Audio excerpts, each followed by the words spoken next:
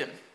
Hej Dansk Køkkenhjælp. Vi er 5 gymnasieelever fra Glasshams Gymnasie 3. erhvervsøkonomi, som har fået til opgave at komme op med nogle forslag til, hvordan vi kunne samle flere penge ind og skabe lidt opmærksomhed omkring jeres organisation og jeres arbejde.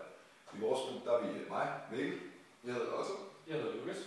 Bag kameraet der har vi Mathias og Elis. Vi havde 2 forslag, og Lukas vil gerne fortælle det første.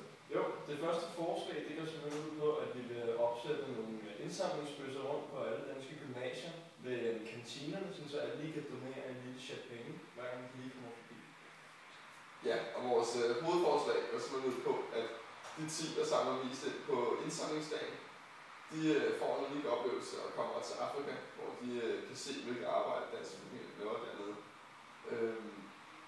Ja, og udover det så er selvfølgelig en unik oplevelse, så har vi også tænkt på, at man kunne tage kameraholdet ned og filme det hele, og så kunne man lave en slags dokumentar, som kunne fungere som reklame for deres bygning. Og det vil jo så forhåbentlig få flere folk til at samle ind på indsamlingsdagen næste år.